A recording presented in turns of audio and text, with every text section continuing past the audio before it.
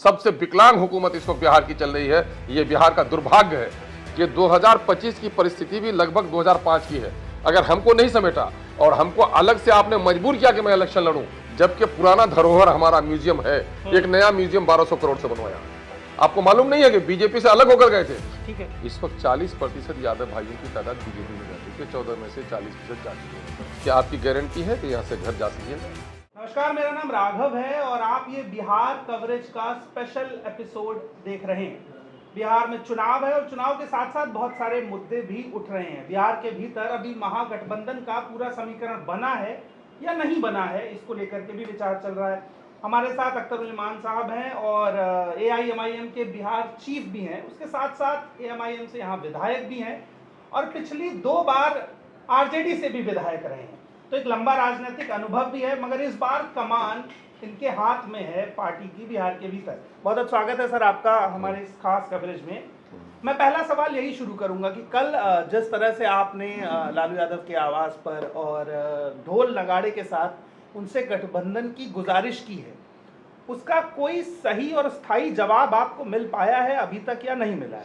कल नहीं बल्कि आज ही आज ही 4 बजे हम लोगों ने, पार्टी ने फैसला इसलिए लिया था कि आज से कई महीना पहले हम लोगों ने बिहार के इंडिया गठबंधन के तमाम तर घटक दल को और राजद को पत्र दिया था कि बिहार में इस वक्त कोई ऐसी पार्टी नहीं है जो तन्हा अपने बलबूते पर इस वक्त बीजेपी और नीतीश कुमार का मुकाबला कर सके। उसके लिए ज़रूरी है कि बिहार में सेकुलरिज्म का बिखराव ना हो और सब मिलकर लड़ें ताकि इन सांप्रदायिक सरकारों को पराजित किया जा सके। इस पर इन लोगों ने गंभीरता से विचार नहीं किया, बल्कि उल्टे हमें इलेक्शन न लड़ने की सीख दी और बड़े हास्यास्पद तौर पर इन्होंने हमारा मखौल उड़ाया। तो और फिर कई जगह मीडिया के माध्यम से ऐसा लगा कि तेजस्वी जी बोल रहे हैं कि साहब नहीं, कोई पत्र नहीं आया, कहाँ, हमें तो पता ही नहीं। तो लोगों को दिग्भ्रमित कर रहे थे। तो हम लोगों ने सोचा कि नहीं, ज़रूरी तौर पर, चूँकि बड़े लोगों के कान के पर्दे गरीबों की आवाज़ सुनकर मोटे हो जाते हैं, तो इसकी आवाज़ नहीं सुन रही थी। तो पार्टी ने ये फैसला लिया कि नहीं साहब, एक मरतबा कम से कम हुज्जत तमाम कर दिया जाए और उनके दरवाजे पर जाकर दे दिया जाए। तो हमारे मित्रों ने कुछ नारा भी तैयार किया था कि लालू तेजस्वी अपने कानों को खोल, तेरे दरवाजे पे बज रहा है ढोल, गठबंधन के लिए दरवाज़ा खोल, वरना खुल जाएगा तेरे माई समीकरण का पोल।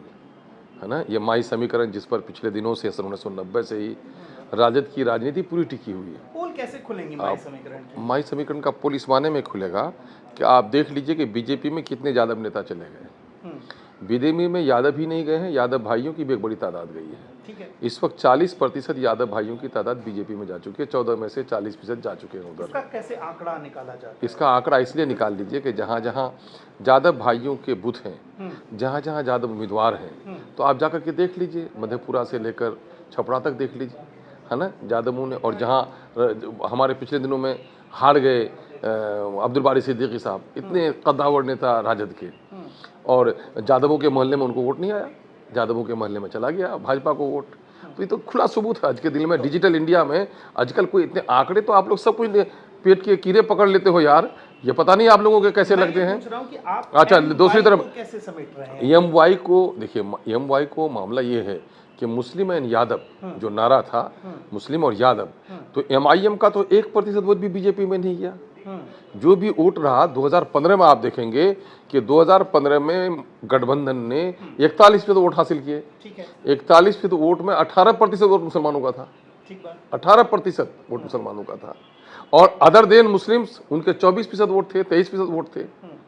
लेकिन मुस्लिम के साथ क्या हो रहा है कि 18% वोट देने वाले सिर्फ 4 मंत्री बने और 23% वोट देने वाले 25 मिनिस्टर बने। चीफ मिनिस्टर भी उसी से बना, डिप्टी चीफ मिनिस्टर उसी से बना, और 1 to 10 के जितने भी मंत्रालय हैं सब उन्हीं को मिले। सिर्फ एक मंत्रालय जो मिला तो अब्दुल बारी सिद्दीकी को मिला, फाइनेंस मिनिस्टर, अब वो भी कमर्शियल टैक्स उससे काट दिया, जबकि कमर्शियल टैक्स और फाइनेंस मिनिस्टर की एक ही को मिलती है। बाकी 3 जो मिनिस्ट्री मिली, ये कब्रिस्तान की मंत्रालय मिली अब्दुल गफूर साहब मरहूम को, शराब मुसलमानों पर है, शराब का ठेका दे दिया अब्दुल जलील मस्तान को, गन्ना का मंत्री बना दिया गया फिरोज साहब को, खुर्शीद आलम फिरोज को, जो चंपारण से बाहर कहीं कदम नहीं रख सकता। 44 मिनिस्ट्रीज हैं और उसमें से ये किया। तो आप देख रहे हैं कि मुसलमानों के साथ क्या बुरा हाल किया। मामला ये है कि मुसलमानों का वोट आज भी महागठबंधन के साथ है या मेरे साथ है, तो हमको इन बातों से सरोकार नहीं। न सरकार में मंत्री बनने की लालसा रही हमारी, ठीक है। न हम दूसरे कोई मुतालबा कर रहे हैं। हमने ये लेटर देते हुए ये भी कहा था कि मात्र 6 सीटों पर, उनके दूसरे लोगों के जरिए से हम लोगों ने पैगाम दे दिया कि भाई हमें ज़्यादा नहीं, हमें 6 सीटों पर जगह मेरे लिए सुरक्षित छोड़ दो। और दूसरा मामला है कि सरकार बन जाए तो सीमांचल डेवलपमेंट कमीशन बना करके हमको कुछ पैकेज दे दो, चूंकि सबसे गरीब है बिहार का वो क्षेत्र। तीसरा मामला ये है कि बिहार में दलितों, पिछड़ों और अकलियतों की हालत अच्छी नहीं है, सरकार बन जाए तो इनके आबादी के अनुपातिक हिस्सेदारी इनकी तय कर दो। ये आसमान के तारे हमने नहीं मांगे, लेकिन गंभीरता से हमने विचार नहीं किया। तो हम लोगों ने आज जाकर उनको याद दिला दिया कि 2005 में जो विधानसभा चुनाव हुआ था उसमें राजद को बहुमत नहीं मिल सका। अब बहुमत न मिलने के साथ, ये बात सुन लीजिए, ये ऐतिहासिक बात है, और बहुमत न मिलने पर सरकार नहीं बना पा रहे थे। तो उस वक्त लोक जनशक्ति पार्टी के राष्ट्रीय अध्यक्ष दिवंगत नेता रामविलास पासवान जी 29 लोग जिता के लाए थे। उन्होंने एक प्रस्ताव दे दिया कि साहब, चूंकि मुसलमानों ने हम पर विश्वास किया है और आप पर भी किया है, तो किसी मुस्लिम को मुख्यमंत्री के नाम पर पेश कर दो, हम 29 लोगों का समर्थन देकर के सरकार बनवा देते हैं। ठीक है। लेकिन राजद को ये जिद है कि नहीं साहब, मुस्लिम नाम हमको बर्दाश्त नहीं है, और यही वजह है कि बीजेपी के हाथ में बिहार को जाने दिया, लेकिन मुस्लिम नाम पर तैयार नहीं हुए। मैं दावे के साथ कहता हूं 2005 में किसी भी रबर स्टाम्प को भी मुस्लिम का, और जाहिर है कि उनके रबर स्टाम्पों की कमी नहीं है मुसलमानों में, किसी को भी बना देते तो आज बिहार में बीजेपी को, नीतीश कुमार को यहां पर यह सौहार्दपूर्ण वातावरण बर्बाद करने का मौका नहीं मिलता। ये राजद की उसी जिद का नतीजा है कि बीजेपी को कदम जमाने का मौका मिला, और आज भी परिस्थिति 2005 की तरह है। इसलिए हमने जाकर कहा, जबकि हमारे 4 लोगों को तोड़ा, फिर भी दिल पर हमने पत्थर रखकर, मैं विचारधारा का आदमी हूं कि सांप्रदायिक शक्तियों के मुकाबिल इनको समर्थन कर दूं, मैंने जाकर खुद ही उदारता दिखाई। मेरी उदारता को मेरी कमजोरी समझा, मेरा मखौल उड़ाया, तो मैंने कह दिया कि 2025 की परिस्थिति भी लगभग 2005 की है। अगर हमको नहीं समेटा और हमको अलग से आपने मजबूर किया कि मैं इलेक्शन लड़ूं, तो सेकुलर वोटों का बिखरा होगा, तो उसके जिम्मेदार आप होंगे।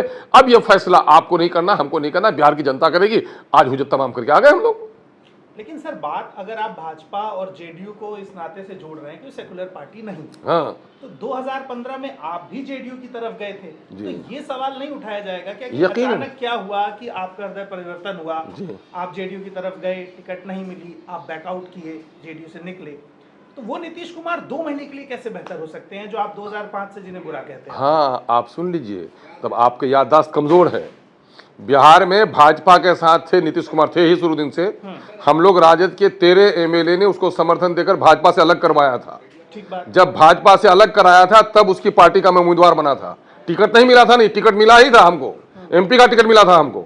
और जब मैंने देखा कि ये हमको टिकट भी दिलवा दिए हैं, ये भाजपा से अलग भी हो गए हैं, लेकिन भाजपा प्रेम इनके दिल से नहीं निकला है।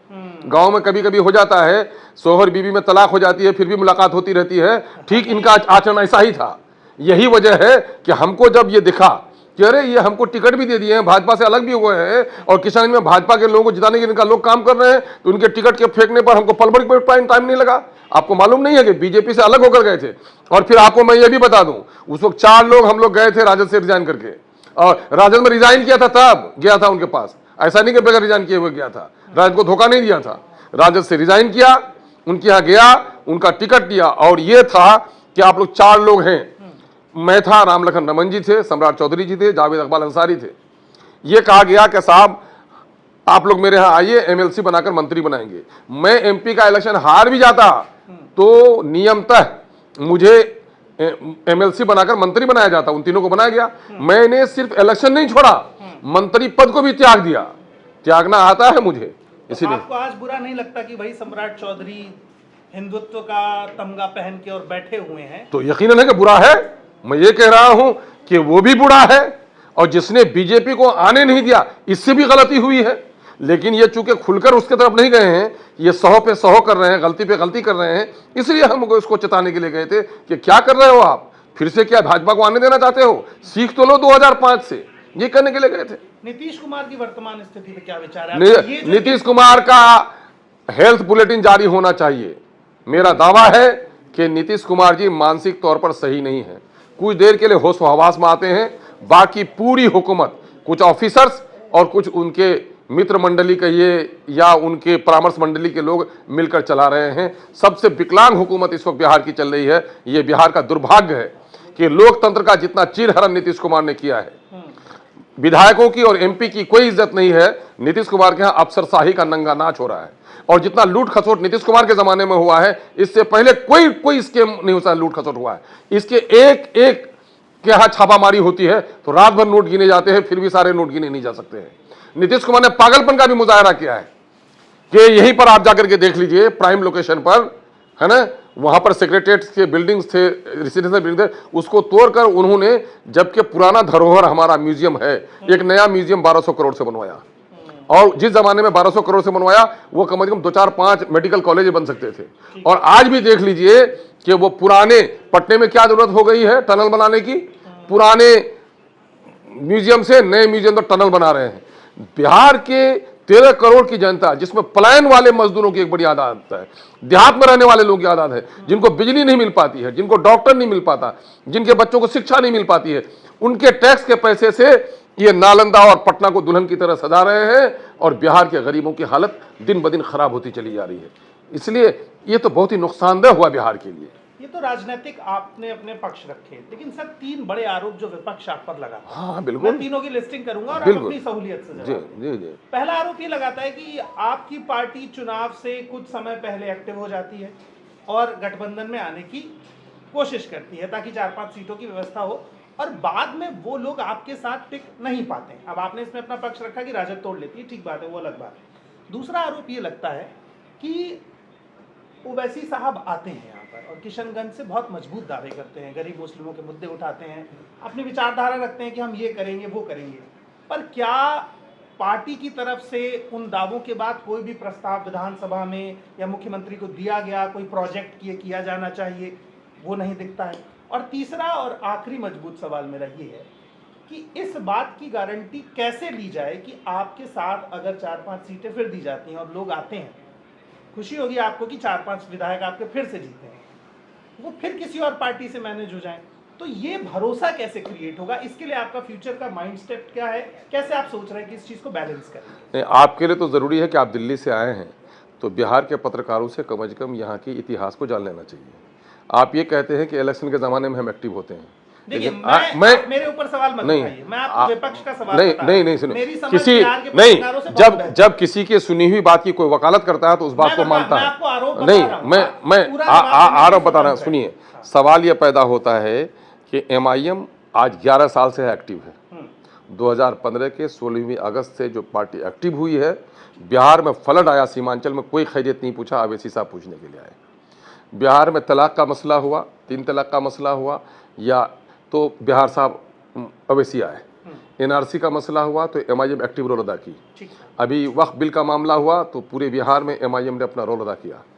एमआईएम को आप कह रहे हैं कि हम इलेक्शन के वक्त आए हैं, तो उन बुद्धू लोगों को बता दीजिए कि बिहार शरीफ जल गया, किसी पार्टी के मुंह से जबान आवाज़ नहीं निकल पाई। एमआईएम वहाँ गई और रोका भी, दोबारा गया, वहाँ 51 मुसलमानों के घर चुन चुन कर जलाए गए, मस्जिद के गेट का मीनारा तोड़ा गया, मदरसा अजीजिया में 4000 धार्मिक किताबें जलाई गईं, किसी भी पार्टी के मुंह में ज़बान नहीं आई। यहीं पर हम लोग जीत कर आए।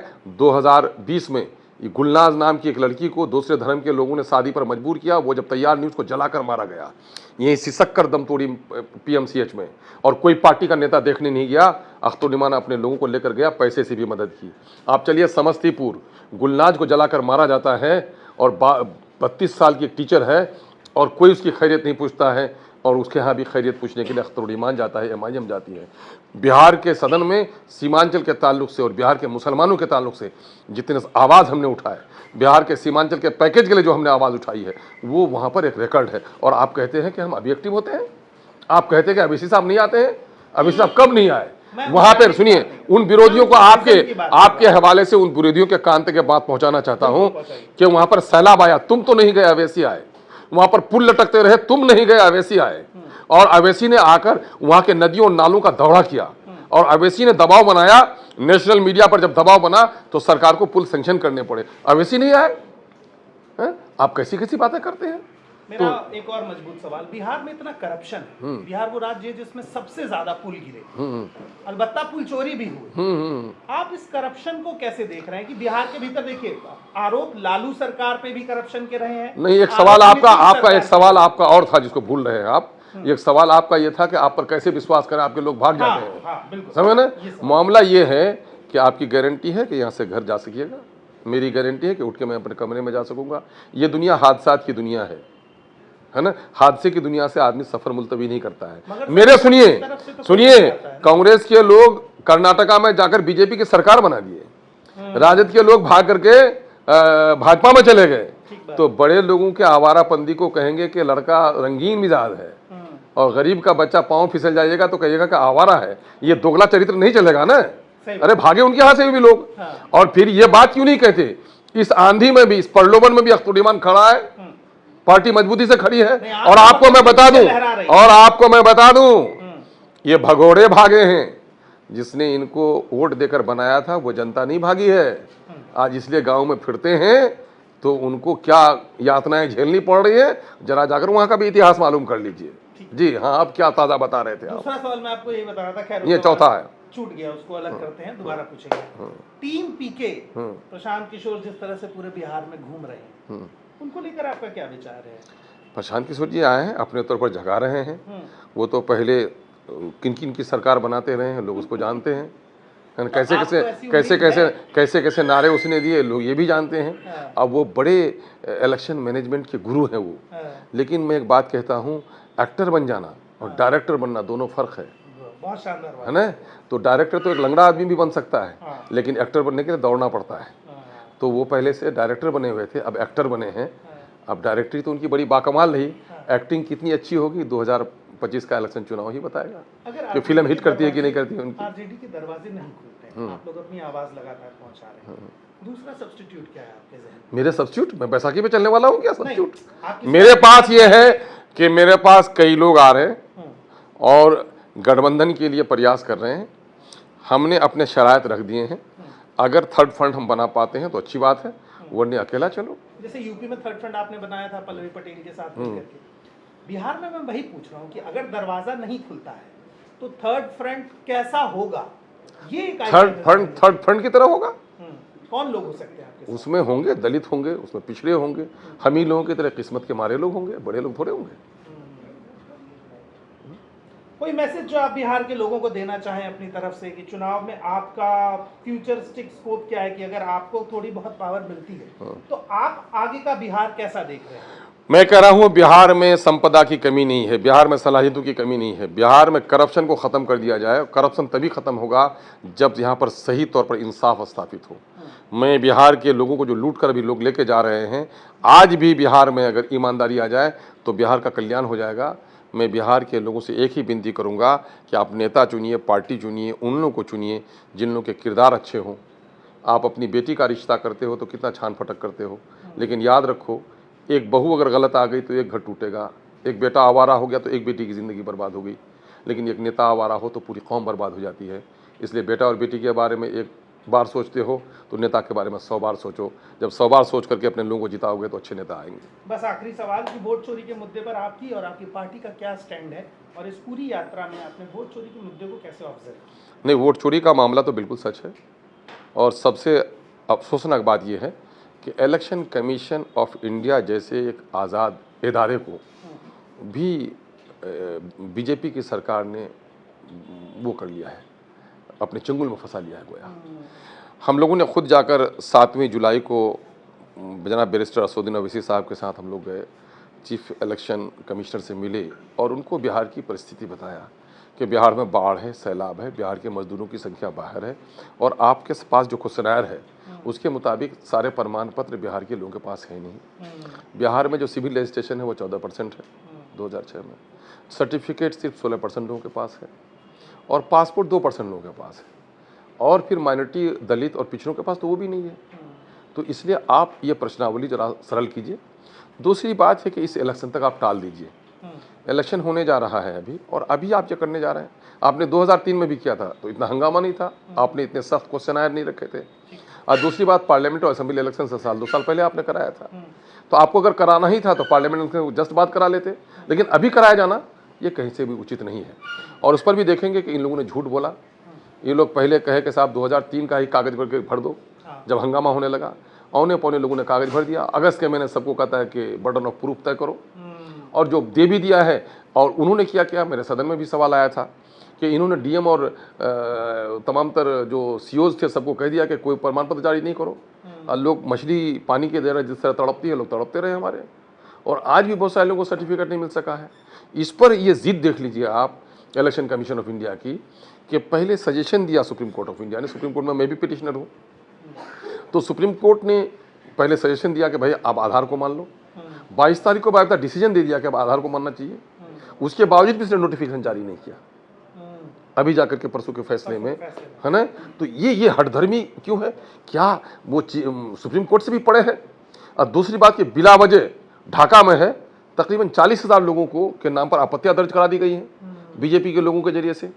हमारे सीमांचल में भी ऐसे ही लाखों लोगों को बिला वजह फंसाकर परेशान कर दिया गया है। मुस्लिम और दलित वोट है ज्यादा, वहां पर ज्यादा परेशान किया गया। हाँ, बल्कि ये कहिए कि बीजेपी को जहां से राहत पहुंचेगी जैसे वैसे उसने किया है। बीजेपी को जो लोग वोट देंगे उनका मामला सरलता के साथ हो गया है, और जहां बीजेपी को यह शंका है कि ये वोट हमको नहीं मिल पाएंगे तो वहां डिस्टर्ब किया है इन लोगों ने। तो ये तो मैं समझता हूं एक डेमोक्रेटिक स्टेट के लिए, लोकतांत्रिक स्टेट के लिए, जबकि बुनियादी इलेक्शन है और सबसे बड़ा हथियार हमारा वो है, भाई इलेक्शन कमीशन ऑफ इंडिया को नागरिकता तय करने का हक नहीं है, ये डिपार्टमेंट ऑफ होम की जिम्मेदारी है। वो काम उनको करना चाहिए। जो बालिग हो गए हैं, जिनके पास सबूत हैं, उनको आप वो कीजिए। अगर उनके बारे में कोई आता है मामला तो जानेगा, और इलेक्शन कमीशन ऑफ इंडिया का मामला नहीं है, होम मिनिस्ट्री जानेगी। लेकिन ये लोग ताकत का दुरुपयोग, बीजेपी जितना कुछ कर रही है, इसने तमाम तक राजनीतिक मर्यादाओं को तोड़ डाला है। इसलिए मैं समझता हूँ कि एक वक्त आएगा कि 1917 में रसा में इनकलाब आया था, लेनिन और कार्ल मार्क्स की लोग पूजा करते थे, लेकिन एक वक्त आया जब दिवालिया हो गया रसा तो उनकी कब्रों को खोद कर फेंका। एक वक्त आएगा कि अमित शाह और मोदी के नाम पर लोग गालियां बकेंगे। इन्होंने धार्मिक उन्माद फैलाकर, जातीय उन्माद फैलाकर देश के नौजवानों को जिसने बेरोजगार किया है, देश के सौहार्द को जिसने तोड़ा है, जिस तरह से देश की तरक्की को इसने रोका है, नोटबंदी की वजह से, कोरोना बंदी की वजह से। नोट बंद हुए क्या? कितने जाली नोट पकड़े गए, और भी बढ़ गया मामला। तो ये सारी चीजें जब पानी खोलता है तो चेहरा नजर नहीं आता है, जब पानी थम जाता है तो चेहरा नजर आता है। अब धीरे धीरे सांप्रदायिकता का जो पानी उबल रहा था उस जोश में कमी आई है, अपना चेहरा नजर आएगा, फिर मोदी का लोग हिसाब करेंगे। बहुत बहुत शुक्रिया सर हमसे बात करने के लिए। और आपने बिहार चुनाव में एआईएमआईएम के तमाम मुद्दों को भी सुना, और वो तमाम आरोप जो सोशल मीडिया या मेन स्ट्रीम मीडिया में तैरते हैं उनके मुकम्मल जवाब भी सुने। उसके साथ साथ आप ये भी जानेंगे कि आगे का भविष्य क्या होने वाला है, किस करवट पार्टी बैठेगी, कहां जाएगी, तमाम जवाब आपको मिल गए होंगे। बाकी अपडेट्स के लिए बने रहिए भारतीय न्यूज के साथ, चैनल को सब्सक्राइब कर दीजिए ताकि बिहार चुनाव से जुड़ी तमाम अपडेट्स हम आपके साथ यूं लेकर आते रहे। बहुत बहुत शुक्रिया सर। बहुत बहुत शुक्रिया।